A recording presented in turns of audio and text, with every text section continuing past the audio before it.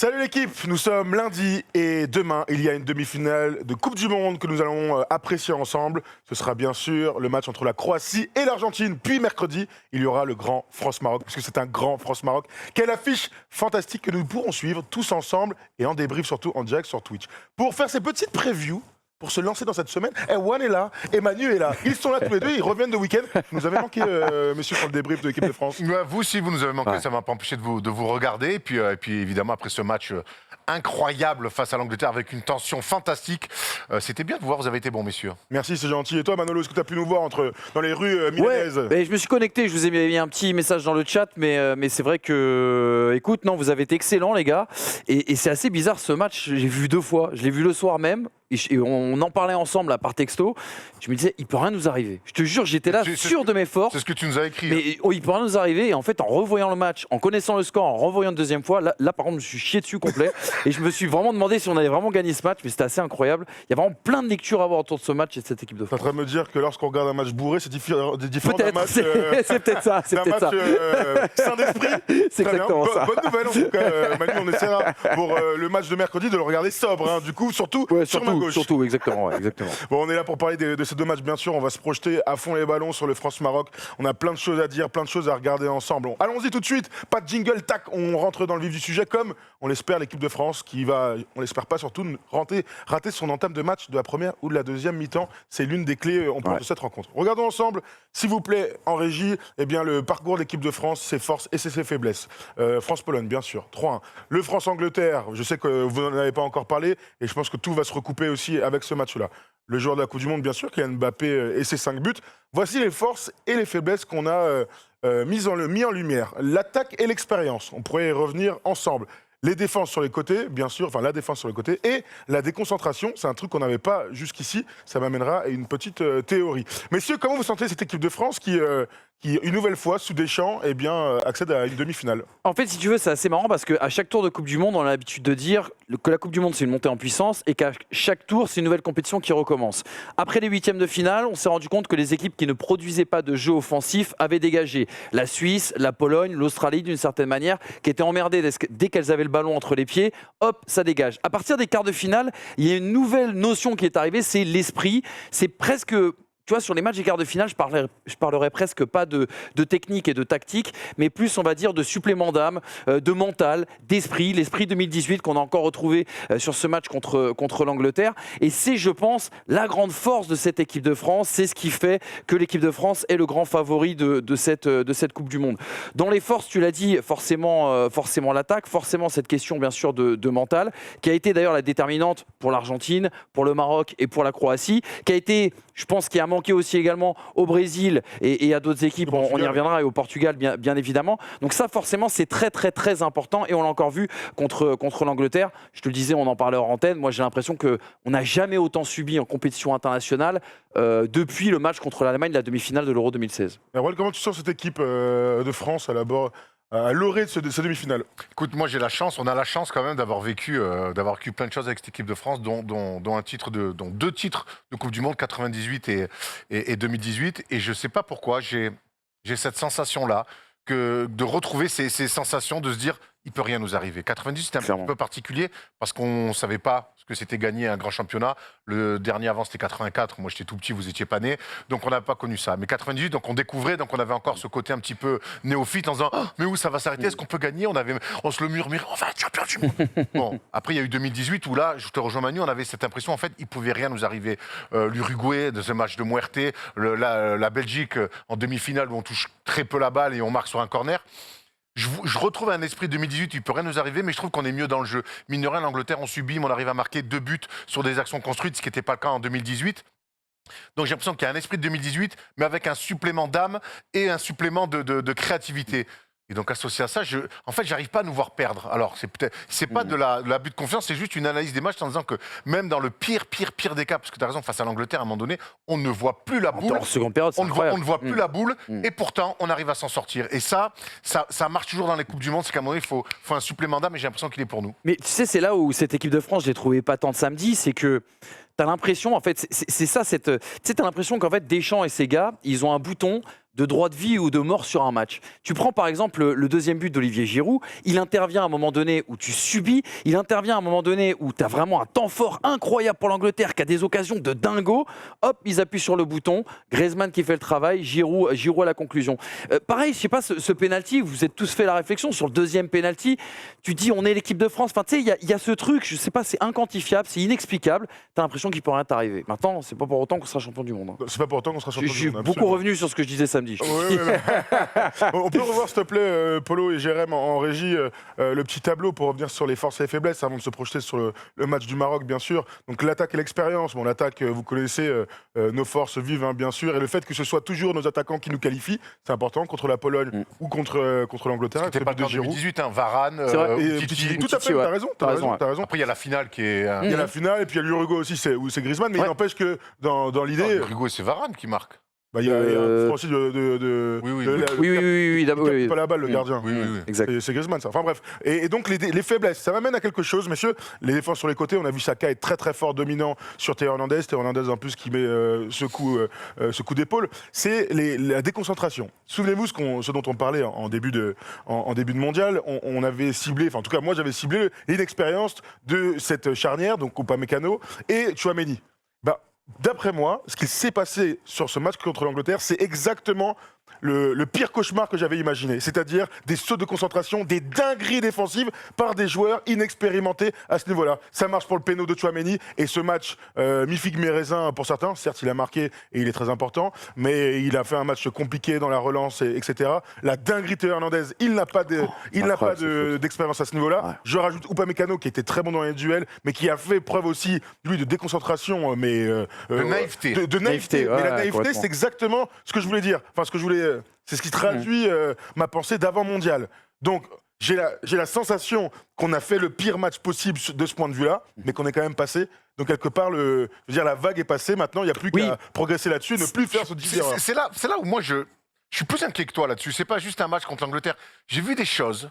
Dès qu'on est un petit peu sur le reculoir, je vois des réflexes de précipitation, ou quelque chose qui est pire pour un défenseur de niveau, c'est se livrer. Et je trouve qu'on s'est livré de énormément, énormément. Des trucs qu'on t'apprend quand t'es débutant au foot, c'est-à-dire ne te livre pas. Et c'est ce que Daniel Bravo disait beaucoup. Des fois, il faut rester derrière, il n'y a pas besoin de se jeter. Et on s'est jeté, on a voulu. Et il y a ce côté-là, quand on subit, de ne pas faire un petit peu dos rond. Alors, c'est vrai qu'on prend un but sur pénalty, mais finalement ça passe, donc on a l'impression qu'on a fait deux ronds et qu'on rompt mais qu'on ne plie pas. Mais si, pour moi, dans les attitudes, dans le fait de vouloir se précipiter, on a rompu. Alors ça s'est pas traduit par une défaite, heureusement, mais par des attitudes, on a rompu. Tchouaméni qui perd des ballons importants, Upamecano qui veut se jeter plusieurs fois sur Kane, Kane il attend que ça, il est trop fort. Les latéraux, Koundé, je le mets un peu à part, mais Koundé, il était bien. Koundé a fait un très bon match. On n'a pas beaucoup joué de son côté, mais Théo Hernandez qui est dans la foudre, et on va voir, après on va se projeter face à Ziyech notamment, dans la foudre qu'il a pris par moment, il n'a pas su combler les brèches et faire les minima, il a voulu rentrer d'un duel qui perdait complètement, il a voulu passer à un mec qui surdomine. Ben non, quand tu es surdominé, il faut que tu réduises cette domination pour pouvoir petit à petit revenir dans ton duel. Lui, il a voulu passer du tout au tout, et au final, il a pris la marée. Je suis un peu inquiet. Pour moi, tout ça, c'est sacralisé par un mec qui passe clairement entre les gouttes depuis la Coupe du Monde. Et je sais que tu n'es pas d'accord avec ça. C'est Varane. Pour moi, Varane, mon gars, il fait un match de... J'ai pas mon ticket d'entrée, mais je passe quand même comme ça au videur, ça va gros. Pour moi, Varane, il est pas patron, il parle pas, et il laisse un petit peu tous ces jeunes à côté s'envoyer. Il est pas rassurant, il est pas dans la couverture, il est pas bon dans les duels, il est pas bon dans la relance, mais il passe entre les gouttes. Alors, je suis vraiment pas du tout d'accord sur tout ce que tu viens de dire de point A au point Z sur Varane. Je m'explique. Dans la relance, il n'y a absolument rien à lui reprocher. Il a été très sobre, mais à son niveau. En revanche, toutes les actions anglaises sont venues du côté gauche. Axe gauche sur Upamecano, on l'a cité, Théo Hernandez. L'axe droit n'a jamais été ciblé parce que c'est Varane. Kane, toutes ces actions, toutes les longues balles de Pickford, tous les duels de la tête remportés par Kane, parfois on l'a vu même, Upamecano être à 10 mètres de Kane, tu vois, aux 60 mètres, on se demande mais qu'est-ce que tu fais ? Va le marquer, parce qu'en fait, tu as Raphaël Varane dans l'équipe, donc il n'est pas ciblé. Pour moi, il fait un super match de patron. Tu dis qu'il parle pas. Si, il parle, c'est le vice-capitaine. Il n'y a aucun doute. Moi, je trouve qu'il a- moi, je trouve qu'il a- dit, il parle pas. Mm. T'as dit, il parle pas. Non, c'est vraiment, t'as dit ça. Et donc, du coup, moi, il est pas ciblé. Il fait un match de patron. Et j'ajoute à ça Hugo Lloris, tous les deux, qui ont été les grands dominants de cette rencontre. Rien n'est passé par lui. Et finalement, on n'a pas pris de but dans le jeu. Alors, il y a un coup de pied arrêté, machin. Mais dans le jeu, finalement, Tu sais que il sur n'y les a que coups de des pied- frappes de loin. sur les coups de Il n'y a pied pas d'occasion. Sur les coups de pied arrêtés, moi je trouve que Varane a été là. Moi, Tout à fait. il m'a rassuré sur ce match. Il n'y a Moi rien aussi. de grandiloquent, il n'y a rien d'extraordinaire, mais il m'a rassuré par son sens du placement. Tu parlais des coups de pied arrêtés, je crois qu'il prend quand même un bon paquet de ballons. Dans les duels contre Kane, je l'ai trouvé plutôt serein. En fait, c'est justement, j'ai trouvé que Raphaël Varane arrivait en quart de finale d'une Coupe du Monde sur Ouais, un moi, match je suis coup près. C'est là où j'ai retrouvé un petit peu le Varane. Est-ce qu'il est aussi fort qu'en 2018 Ça, c'est encore une autre question. On A aura priori, l'occasion. non, mais on aura l'occasion de le revoir. Qu'est-ce que tu dis par Mais- rapport à ce qu'on vient de dire Je le trouve pas rassurant.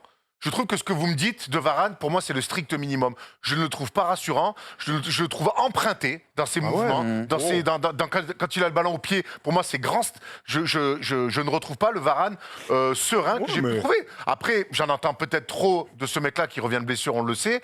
J'en entends peut-être trop d'un mec qui a été un vrai patron pendant des années. Je le trouve emprunté, je le trouve pas patron. Après, je te dis pas qu'il. Non, mais vraiment, ça m'étonne que tu moi, l'aies je ciblé trouve- parce je que trouve- là, en fait, pensez-y, t'as revu le match. Est-ce que tu as une action en tête Non, où où il Varane se fait- est pris à défaut Non, Alors, clairement pas. il y a le but contre la Tunisie qui, alors là, vraiment, là, on l'a Oui, tous en tête. oui, bien mais en sûr. fait, il n'a jamais été pris à défaut. Il a toujours été Tu dans les t'imagines duels. bien Et il a tout, même la tête de Maguire. Ouais, En exactement. fait, c'est Tchouaméni qui doit coller. Donc, en fait, il y a beaucoup Alors d'actions. déjà, sur la tête de Maguire, je pense que c'est Varane qui doit être au contact. Non, non, C'est Tchouaméni non, qui c'est se très- retrouve sur Non, Maguire, pas vu du que c'est tout. Varane qui doit le prendre. Bref, Mais non, ils sont en je vais zone. pas... Ils sont en zone. Je Bah vais non. pas, sur le but de la Tunisie, on va pas prendre une action pour dire que ça peut arriver. Après, je vais pas attendre que Varane, sur une J'espère, relance, j'espère. roule sur le ballon, tombe par terre, fasse une entorse. Et c'est arrivé à Steven Gerrard, Voilà. donc Pour dire- ça peut arriver à tout le monde. pour dire qu'il fait, je trouve que vraiment il s'en sort très bien sur cette Coupe du Monde Ok. parce que je trouve dans la couverture, même dans sa vitesse pure et tout, j'ai l'impression qu'il n'est pas à 100%, qu'il essaie de compenser et qu'il joue pas complètement libéré. Voilà, c'est la sensation que j'ai. Alors oui, et les trois gamins qui sont autour de lui. Je les vois plus dans le bon et que ce soit dans le bon ou dans le mauvais. Lui, je trouve qu'il se planque un peu. C'est vraiment ma Après, sensation. Et pour en avoir ouais. parlé avec un mec que tu connais bien et qu'on connaît bien, qu'un ancien joueur de foot, il partage cette théorie, donc c'est intéressant. Eh, D'accord. Même les grands joueurs de foot différents. peuvent dire de la merde. Non. Hein. Et non, Nico, je t'embrasse. Non, on est pas d'accord. Non, mais pour venir à ce que tu disais, il y a la gestion émotionnelle de ces jeunes qui, je pense, quand même, sur cette Coupe du Monde, step up à côté des grands cadres de l'équipe de France qui les tirent vers le haut. On parlait de Tchouaméni, là, on voit Upamecano juste derrière toi. Je pense qu'il y a cette gestion émotionnelle, mais il y a une chose qu'on oublie de dire sur ce France-Angleterre, c'est que l'Angleterre était sans doute l'équipe qui pouvait le plus insister sur nos points faibles. Tu as parlé des côtés, tu as parlé du milieu, on s'est fait quand même manger. Mais l'Angleterre et le pendant- Brésil. Voilà, sur le voilà, papier. exactement. Angleterre et Brésil qui pouvaient nous faire beaucoup de mal là-dessus. Et je pense que quelque part, cette configuration-là, tu ne devrais pas la retrouver si tu vas au bout. Enfin, peu Mais importe, mon il te avis reste sur deux Varane, matchs à jouer. Il dépasse largement le match face à l'Angleterre. Mais- Moi, depuis le début de la compétition, je ne le trouve pas serein. Voilà. Mais en fait, Ouais, tu vois, là, ok. tu focalises sur Varane. Moi, pour revenir sur Bah, le sujet que disait Tom, on me parle de c'est- défense, c'est- c'est pour ça que je rebondis sur non, le non, non, point. mais complètement. Mais tu sais, je le disais tout à l'heure, sur ces quarts de finale, on a vu la gestion émotionnelle du Brésil, par exemple, même de l'Argentine, hein, d'une certaine manière, qui mène 2-0, qui fait exploser le match avec Paredes. Et c'est vrai que c'est là où on a vu les faiblesses de cette équipe de France, sur Tchouaméni ou Upamecano. Hernandez qui fait... Tu te dis, mais tu peux pas te permettre de faire ça en quart de finale dans un match aussi serré. Enfin, Écoute, ça il l'a paraît... fait, c'est passé. Oui, oui, il l'a mais fait, c'est c'est ça qui est passé. dingue. C'est ce tu vois, que je c'est veux ça qui est dingue. Mais Chouameni, ça a été très. Alors, il marque ce but fantastique. Il a du culot, Après, bien sûr. son match a été compliqué. En même temps, le rôle que lui donne Deschamps, c'est pas du tout le même rôle qu'on lui donne au Real. On lui dit, tu colles mais c'est- à la défense. Oui, mais tu peux être très bon mais comme c'est ça pour aussi, ça que ça va. Non, mais et ça d'accord, va mais au-delà. mais c'est pas son Mais ça va profil. au-delà de l'individuel. Si, Colle à la si, défense quand et même. surtout, Si, quand même. tu ne te projettes quasiment pas. Mais D'ailleurs, ça- la seule fois où il s'est projeté le marqué. Donc, en fait, pour lui, il joue presque un peu. T'as raison, et d'ailleurs, c'est ce qu'on a dit dans le débrief. Hein, et on a besoin de cette sentinelle. Complètement. Il permet, par ce placement, à Rabiot d'être plus offensif, à Griezmann, bien sûr, d'être aussi bon qu'on le voit ces derniers temps. Maintenant, tu as aussi le Et droit. peut-être à Varane d'être moins exposé aussi. Et à Varane, il défend clairement à 3, comme on voit beaucoup avec le Complètement, PSG. complètement, Avec ouais, tout à fait. ton Qui vient, central qui exactement. descend au milieu, ça permet d'avoir cette stabilité. Et donc, finalement, on peut tourner comme on veut les choses. Hein. Contre l'Angleterre, on souffle dans le jeu et tout. Il n'y a pas beaucoup d'occasions. Il y a des frappes de loin. Lloris complètement. les sort. Il n'y a pas énormément de cases où tu dis putain, il y a un immanquable. Il n'y a pas d'immanquable parce qu'on est solide. On est solide. Bon, bref. Allons sur le Maroc. Les amis, on va avancer après ce France-Angleterre parce que j'avais qu'ils n'avaient pas fait le débrief, donc ils voulaient en parler. C'est normal. Allons sur le Maroc. Regardons les forces et les faiblesses et leur parcours, bien sûr. 2 matchs qui vont rester dans l'imaginaire des amoureux du foot. Le 0-0 contre l'Espagne. On rappelle qu'ils sont sortis premiers de leur groupe avec la Croatie, demi-finaliste, et la Belgique, ancien demi-finaliste. Le quart de finale face au Portugal, très grand moment, que ce soit pour ceux qui regardent le foot de loin ou les gens qui habitent à Paris ou dans les grandes villes, puisque les fêtes ont été exceptionnelles après un match de la Muerte. Sofiane Bouffal, attaquant, bien sûr, 37 sélections, Angers. Et oui, il y a 2 joueurs d'Angers en demi-finale. Ils sont pas mauvais, hein. Ils font partie des meilleurs joueurs de leur équipe, c'est clair. Voilà ce qu'on a ciblé. La solidité, bien sûr. On prend pas de but. Quand tu prends pas de but dans un match de foot, tu as toujours une chance de gagner. L'état d'esprit est extraordinaire. À voir quel sera leur état physique et leur inexpérience. On aime bien dire à Erwan que dans les finales de Coupe du Monde, c'est un autre sport. C'est un autre sport de rentrer dans les demi-finales de Coupe du Monde. Maintenant, il y a 2 lectures sur cette équipe du Maroc. T'es complètement transcendé, tu marches sur l'eau, c'est ce qui leur arrive. Maintenant, pour moi, une demi-finale, il y a le côté émotionnel à gérer. Ils ont beaucoup fêté, célébré, ce qui est entièrement normal. On rappelle que c'est la première équipe africaine à faire une demi-finale. On avait vu le Cameroun de Roger Milla en 90, le Sénégal en 2002, le Ghana en 2010. Voilà, pour une première fois, il y a une équipe africaine en demi-finale de Coupe du Monde. Et c'est pas rien. Maintenant, il y a le côté émotionnel, il y a les attentes. Maintenant, cette équipe du Maroc, même si elle ne sera pas favorite face à la France, elle va être attendue. C'est un porte-drapeau, quoi, maintenant. C'est un porte-drapeau, exactement. Et il y avait tout un pays derrière eux, il y a tout un continent maintenant. Donc ça va être aussi de voir comment gérer cette émotion-là face à une équipe qui est déjà championne du monde et avec des joueurs qui jouent dans les plus grands clubs européens et qui sont déjà une brave machine de guerre, quoi. Mais moi, je disais ça après l'Espagne. En fait, moi j'ai tort contre Sarah Connor. Après l'Espagne, j'étais d'accord avec toi. Comment ils vont gérer cette dépense émotionnelle? On rappelle quand même qu'ils jouent devant le Maroc. Ils jouent presque à domicile au Qatar. Il y a énormément de supporters marocains, il y a une ambiance. Le stade sera acquis à la cause du Maroc. Les familles, bien sûr. Mais c'est incroyable. Le prix des places a énormément augmenté parce que justement le Maroc est en demi-finale et que tous les gens au Qatar, tous les gens du Maghreb et du monde arabe sont derrière le Maroc. C'est ce que j'allais dire. Je ne veux pas faire l'instant France Culture, mais tu as vu comment ils ont célébré. Pourquoi pas non, mais tu vois, pourquoi pas. Mais tu as vu comment ils ont célébré à la fin du match avec le drapeau marocain et qatari. Il y a, on va dire, j'ai l'impression une connexion du monde arabe aussi également derrière cette équipe du Maroc qui est archi soutenue, archi aimée. Donc moi, en fait, si tu veux, tout ce que tu viens de dire là, c'est ce que je disais après l'Espagne. Et ils m'ont montré l'inverse justement contre le Portugal. Donc aujourd'hui, j'ai envie de te dire, ils sont libérés. L'objectif, c'était faire un 8e de finale. Ils sont en demi-finale. On pourrait se dire, tu disais, l'un des points faibles, c'est l'état physique des garçons. On a vu par exemple Ziyech sortir dans un état, il était cramé. Ils ont également pas mal de blessés dans leur arrière-garde. Maintenant, il y a un garçon, tu vois. On va regarder le 11 en même temps, pendant que tu es en train de parler. Exactement. On va vous mettre le 11 probable pour ce match contre la France. Les remplaçants ont été extraordinaire. Atia Allah sur son côté, le latéral gauche. Moi, je suis désolé, c'était le remplaçant. Tu peux lui donner, je sais pas, 7 ou 8 par exemple à la fin de ce match. Absolument. Il est même passeur décisif. Il est juste extraordinaire. Donc en fait, c'est ça qui est dingue, c'est que cette équipe, elle est portée par un tel esprit que tu as l'impression que oui, il y a une équipe titulaire. En fait, elle est assez similaire à cette équipe de France. C'est-à-dire, bon, déjà par son côté assez défensif, très défensif, même on va y revenir, mais aussi par le fait qu'il n'y a pas forcément une profondeur de banc très importante, mais par contre, il y a un tel esprit que tu as l'impression que même les remplaçants sont au très très haut niveau, alors que normalement il y a un gros décalage. 4-3-3 au départ lorsqu'ils ont le ballon, 4-1-4-1 à la perte de la balle. Normalement, on devrait avoir la possession. Je vous apprends rien, bien évidemment.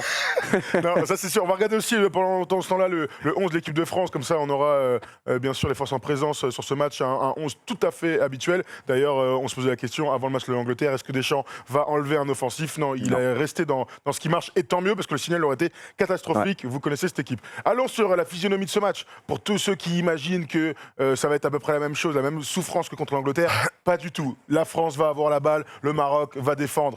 Quelle est la clé pour toi de ce match tactiquement, Manu? Marquer en premier, je pense que c'est le plus important. Ne surtout pas se retrouver dans un scénario comme le Portugal où cette équipe du Maroc, si elle ouvre le score derrière, c'est très compliqué. Ce qu'il faut bien voir, c'est que dans l'animation défensive, c'est super intéressant ce que fait le Maroc.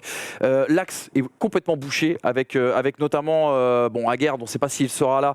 Saïs, on ne sait pas s'il sera là non plus. Et pire, c'est ici, Marc, contre le Portugal, il faut entrer un troisième défenseur. Oui. En gros, là, on aurait pu jouer 2 jours ce match contre le Portugal. Exactement. but. Hein. Eliamik notamment, je crois que voilà, donc c'est vraiment l'axe est complètement bouché et le travail aussi sur les côtés. Moi j'ai été épaté de voir notamment des garçons comme Bouffal et Ziyech qui défendent mais comme des chiens, honnêtement, hein, vraiment c'est assez impressionnant. Tu l'as dit, on devrait avoir le ballon, ce qui n'est pas forcément ce qu'on préfère le plus. Là où les Marocains, parce qu'on parle beaucoup d'une équipe défensive, mais je crois qu'il y a quelque chose sur lequel il faut insister, les sorties de balles. Moi c'est pareil, on s'est envoyé un message là, quand on regardait le match du Maroc.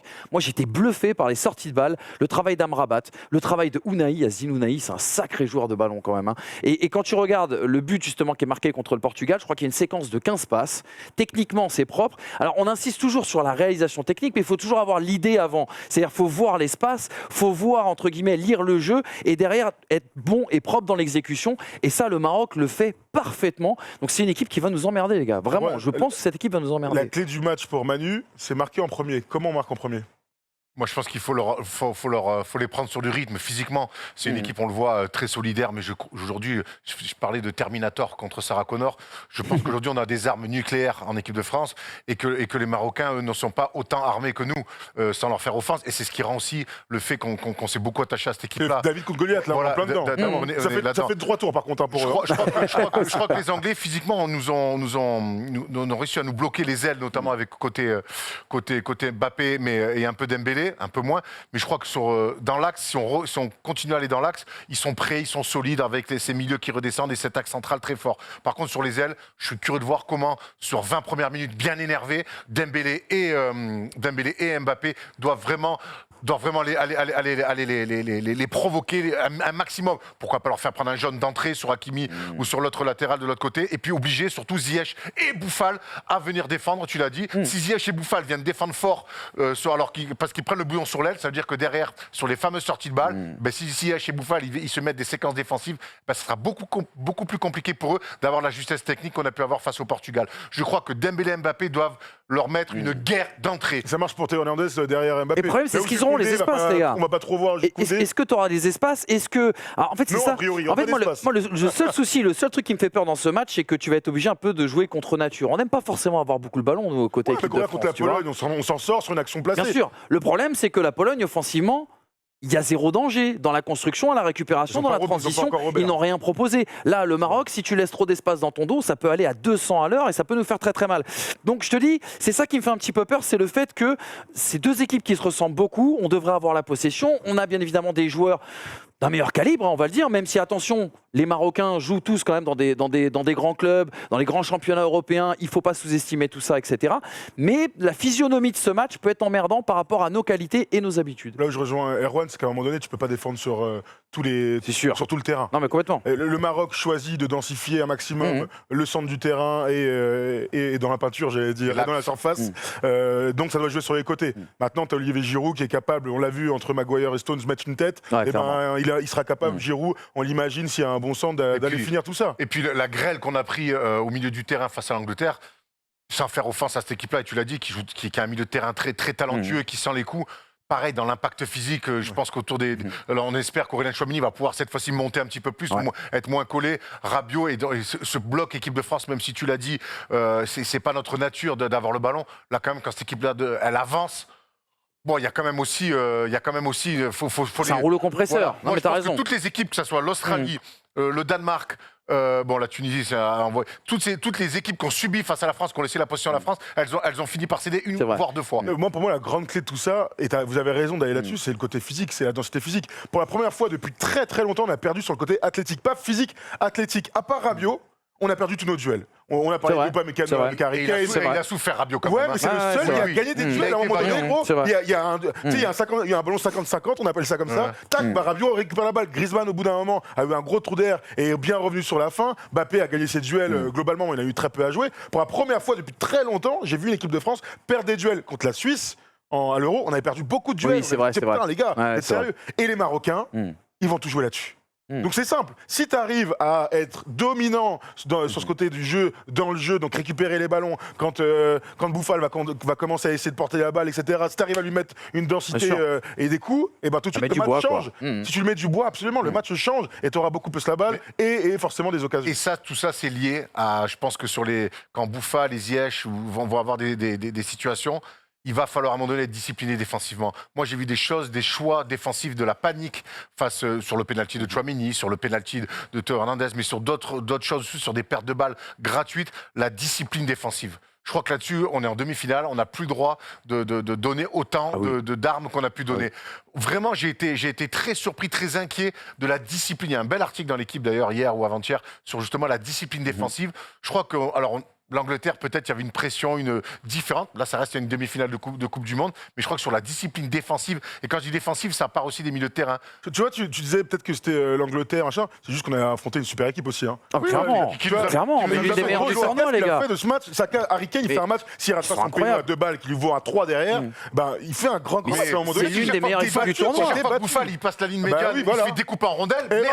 Et l'autre gros problème, et tu as raison, la discipline, elle va être aussi, on va avoir la balle, on va être plus haut sur le terrain. Donc la discipline, elle est encore plus importante que quand on est en train de défendre. Parce qu'ils vont avoir des ballons de relance, tu l'as dit très bien. Ils sont très bons sur les premiers ballons, tac, ça gicle, et ça donne. Ils vont dans les ailes rapidement, et ça donne des occasions, des situations d'être dans le but. Pour moi, l'entame, il faut que le premier quart, les premières 20 minutes, ça soit une. Ils se disent, oh là là, oh quoi, il reste encore 1 heure à jouer. Oh là là. Voilà, mais c'est ça. Mais t'as raison, tu sais qu'on oublie de dire, Amrabat est touché.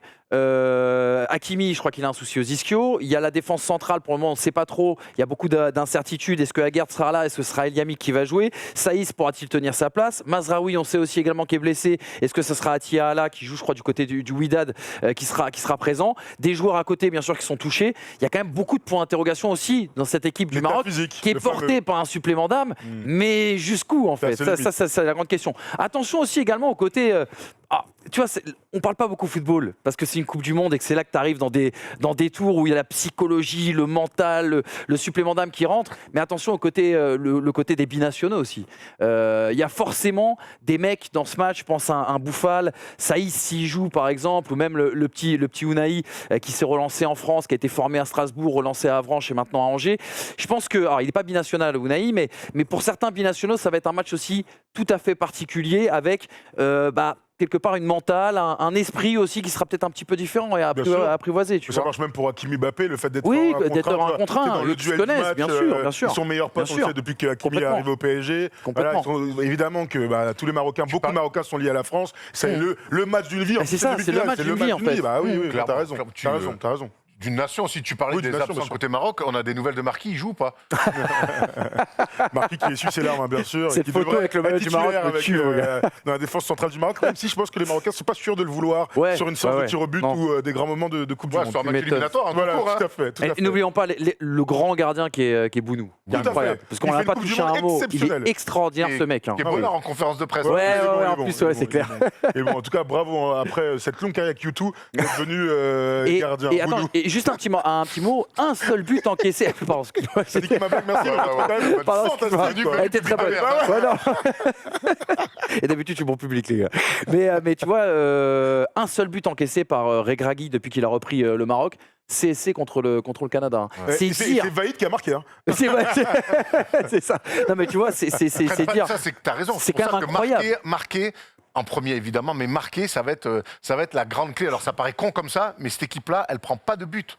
Pour moi, dans ma tête, j'ai 2 scénarios différents possibles. Le premier, c'est l'équipe de France se qualifie avec un écart, c'est-à-dire que tu arrives à marquer rapidement. Les Marocains sont quand même obligés d'avancer sur le terrain, de prendre un petit peu de risque. Et s'ils avancent, s'ils remontent un petit peu sur le terrain, ça donne des boulevards. Tu peux aller parier peut-être, si vous êtes chaud, d'ailleurs on va regarder quand vous Winamax en même temps, sur une victoire par au moins 2 buts d'écart de l'équipe de France. Tu vois, il y a ce scénario-là où la marche était trop haute, c'est une demi-finale, il y a une armada en face, le fameux Terminator, Goliath, etc. Tu te fais rouler dessus.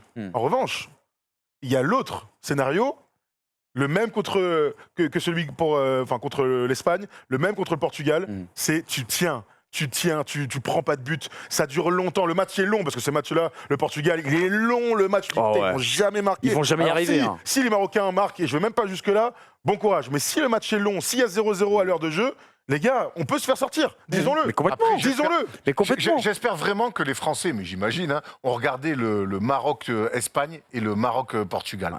Que ce soit l'Espagne qui se branle. Qui n'a rien proposé. Tu veux dire à la Ramos, rien proposé. Se branle, mais se branle, à faire que des passes latérales, à se regarder jouer, ou que ce soit le Portugal qui n'a jamais réussi à mettre de la vitesse dans l'exécution, qui n'a pas mis les intentions, pour faire bouger ce bloc-là.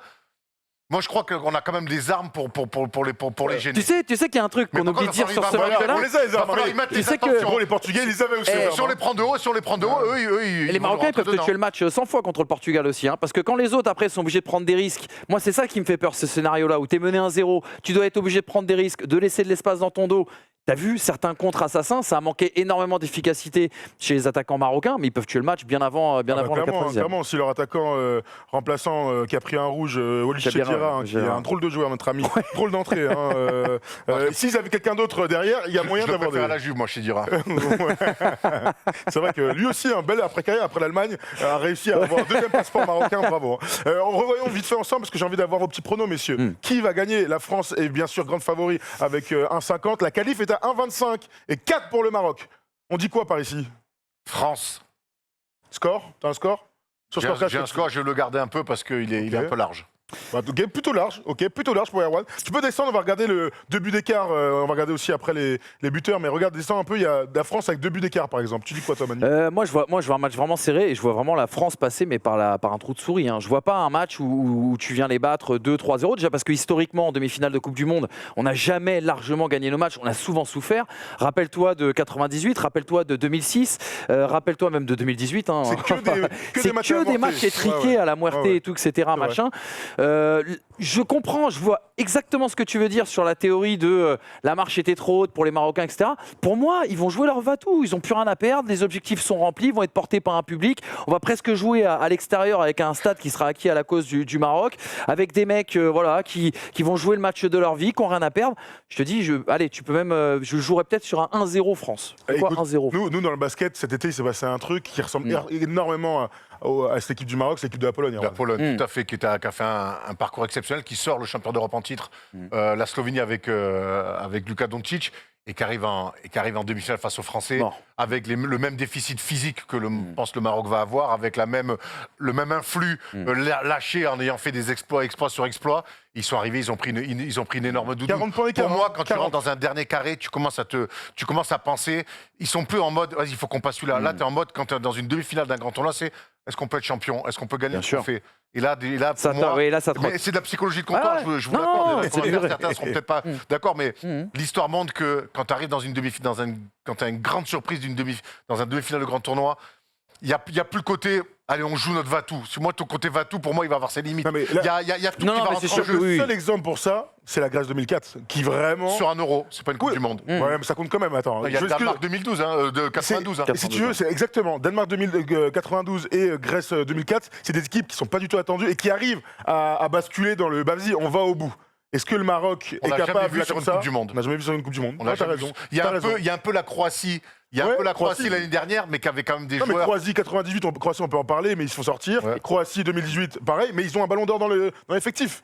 Voilà, et là ça marche sur. Ouais, mais bon, gros, Modric, c'est un ballon d'or sans aucun doute. On a vu aussi que sur les quarts de finale, les équipes qui jouaient avec de la pression. Là, si tu vois, moi, ce Maroc-là, il a zéro pression. Tu vois, il a zéro pression. Ils sont dans le rôle qu'ils veulent. Enfin, il leur faut parfaitement. Est-ce que jouer une demi-finale de Coupe du Monde avec zéro pression? Non, moi, j'y crois pas. Non, mais t'as raison. Moi, les juges, j'ai pas l'impression qu'ils ont zéro pression. Moi, je pense qu'un huitième, un quart, s'il y a ce côté, on n'a rien à perdre. Là, en demi, tu te dis, attends, t'as un match de jouer une finale de Coupe du Monde. Et là, je pense que les gens. Et c'est normal. C'est même pas un reproche que je leur fais. C'est normal. Une demi-finale, c'est-à-dire que tu as une place d'une finale, tu as un match de jouer un match pour gagner, être champion du monde. Pour moi, la psychologie. Oui, c'est là où tu commences à converger. En tout cas, ce sera mercredi 20h pour cette affiche. Vous avez vu que TF1 a battu des records d'audience. Vive le boycott. Hein. Ouais. 18 millions et depuis un pic à 20 millions. On peut imaginer, au vu de ce qui va se passer dans le pays à ce moment-là, que tout le monde sera devant la télé. Bien sûr, c'est du foot et c'est pour ça qu'on aime le sport à ce point-là. France-Maroc, du coup, mercredi 20h. On va se projeter sur l'autre demi-finale parce qu'il y a beaucoup de choses à dire dans un duel de ballon d'or. On en parlait justement.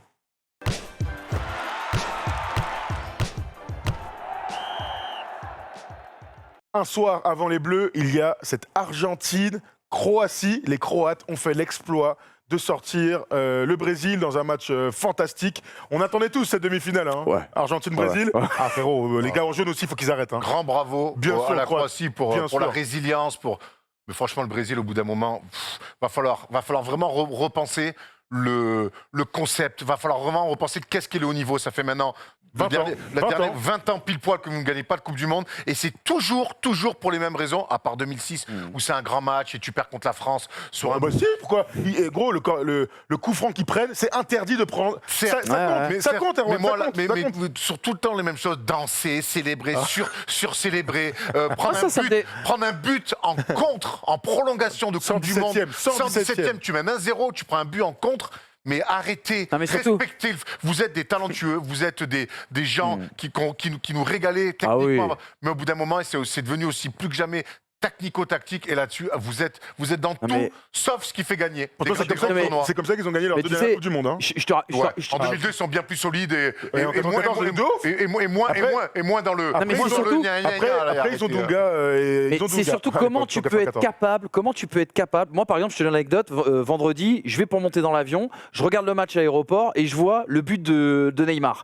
Il prend ses responsabilités, tu peux même pas lui faire de reproche. Quand tu vois ce but, là, en plus le but est incroyable, mais tu vois un mec qui prend le ballon, qui donne, qui reprend, hop, qui est au début de l'action et à la fin, tu dis ok, il peut rien leur arriver. Tu sais, une fois que tu as vu ce but-là, tu te dis il peut rien leur arriver. L'avion atterrit, j'apprends quoi? Qu'ils ont raté tout leur... Enfin, tu vois, c'est hallucinant d'être sur courant alternatif comme ça, d'être là mentalement, de prendre tes responsabilités et après de te chier dessus. C'est incroyable. En tout cas, le Brésil, grand favori de la compétition, hein, bien sûr, s'est fait sortir par les Croates. Allons tout de suite, on voit ça, regarde, tac, Neymar, il pleure. Voilà, c'est ouf. Les réactions. Comme il pleure, comme il s'écroule sur la pelouse, tous en pleurant, tout ça. Et on peut comprendre la déception. L'émotivité brésilienne. Mais ça montre à quel point ces mecs-là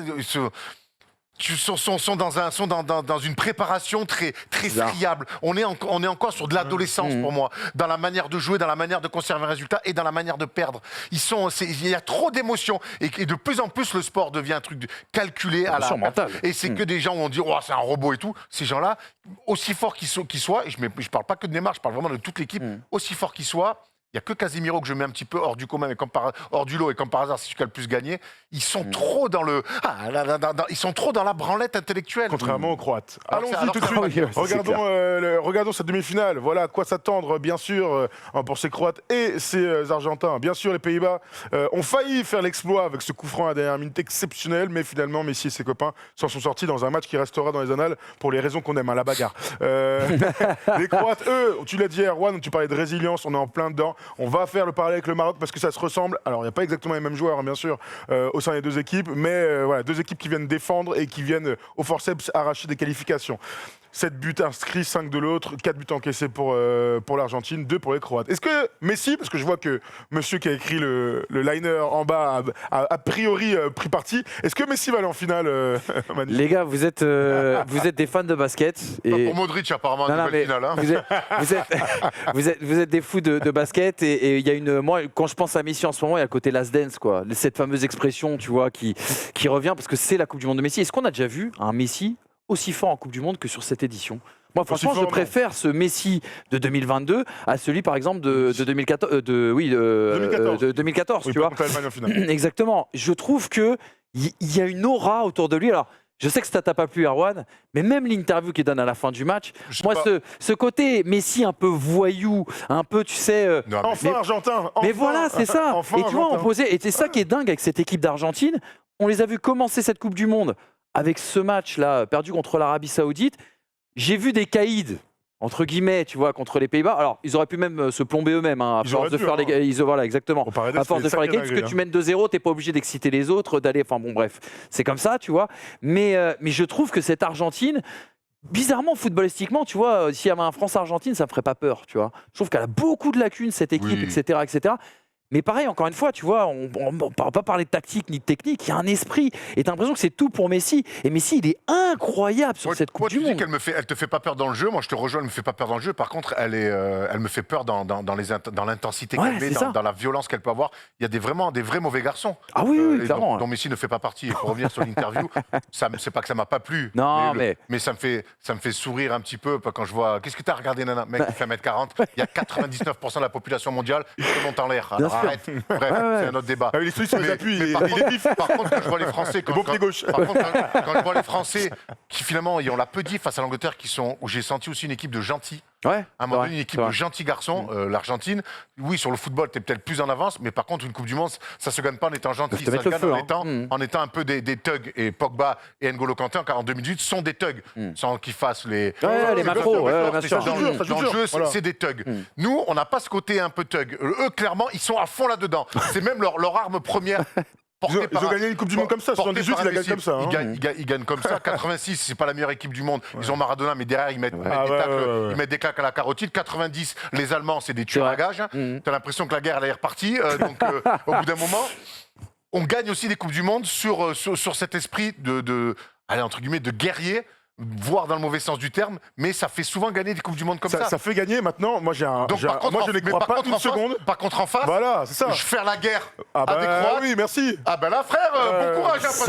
Il y a quand même 2-3 nations dans ce coin là où on est vite allé. Il y avait un superbe article sur Modric, parce que lui, la guerre, il a grandi dans la guerre. Donc, on n'aime pas faire les parallèles sport-guerre. Je vous vois regarder vos leçons de morale dans les commentaires, mais quand on a vu le match Argentine-Pays-Bas, je me dis que ça va être un remake un petit peu de cette guerre de tranchées. Mais là-dessus, dans les guerres de tranchées, quand je vois 2018, quand je vois que 2022, les Croates à ce jeu-là, pour l'instant, ah oui, tu les prends pas à défaut. Tu les prends pas à défaut. Et si tu vas au pénalty avec eux, tu perds. Ouais, mais alors avant d'aller au pénalty, moi, vraiment, je crois que les Croates vont passer. Je ne sais pas quelle est la manière. Moi, je suis sûr que les Croates. Moi, je suis sûr que les Croates vont passer. Je les ai vus faire un match contre le Brésil où tout était contre eux. C'est-à-dire que vraiment, le foot était contre eux. Tu passes parce que l'état d'esprit, parce que la tactique, parce qu'à un moment donné, c'est comme ça que tu gagnes un match de Coupe du Monde. Quand il y a qu'un seul match, que c'est pas aller-retour, quand tu es tactiquement très en place, que tu mets du bois, que tu as une équipe d'expérience exceptionnelle. Alors oui, ça manque de talent en attaque. Ils ont plus leur Mandzukic qu'ils avaient en 2018. C'est évident. Mais alors le foot est un des seuls sports où tu peux gagner en faisant 0-0. Complètement. Donc ça change tout, ça change tout. Ils vont venir pour défendre, ils vont venir pour mettre des coups, il y aura aucune erreur, contrairement à l'équipe de France, dont on parlera. Et le parallèle, dont on a parlé, pardon, le parallèle avec le Maroc, il est évident. Tu prends pas de but, tu passes. Tu peux avoir Neymar, tu peux avoir Ronaldo, tu peux avoir qui tu veux en face. Tu passes. Et Léo Messi, c'est pareil. Ils en ont pris un but, ils ont la Croatie. Il faut 0-0. Contre le Brésil. Ah oui, un partout, oui, pardon. Je pensais au premier match. C'est que contre le Brésil, t'es mené à 0 et là, effectivement, là, tu te dis, t'as pris un but, c'est fini. Et non, derrière, ils sont allés chercher des ressources incroyables, bien aidés quand même par les Brésiliens qui se projettent. Bon, bref, on va pas revenir dessus.